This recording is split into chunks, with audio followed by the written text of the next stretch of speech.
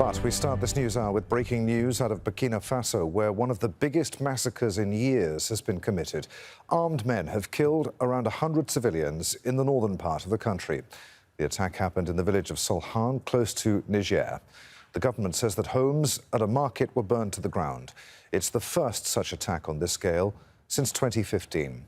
Al Jazeera's Nicholas Huck is monitoring those developments from Bamako in neighbouring Mali. Nick, what more do we know about what happened?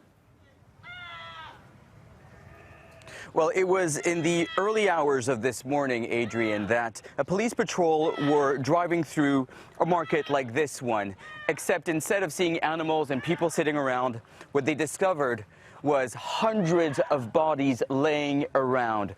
Women, children, men. At least 100 people officially are dead, but there could be more. They saw some of the survivors.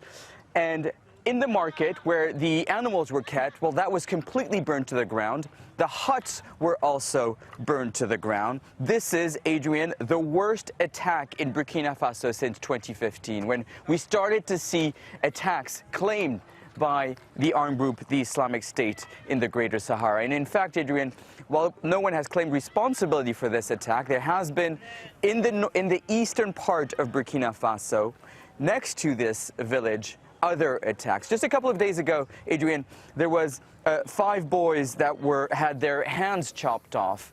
What they're trying to do here, Adrian, is to signal to the population that they are the one in charge of law and order.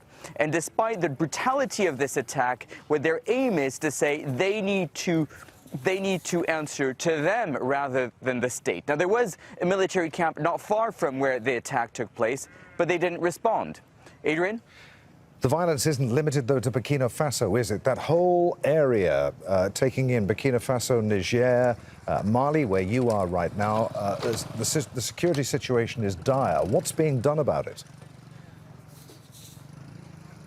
Well, just earlier on, we were talking to the representative of the Norwegian Refugee Council, and he was just saying that the situation is getting from bad to worse. And what this is showing is that despite the heavy security and military presence in the region, well, that is not helping ordinary people from Burkina Faso to Mali. Where I'm standing right now are people that have been displaced from the north and the center of the country. These are people that were displaced just a couple of months ago, because over there, there is communal violence between Fulani herders and Dogon villagers.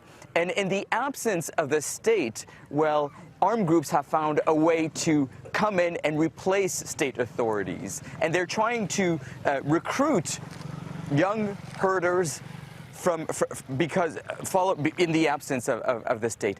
More than 1 million people have been displaced in Burkina Faso alone.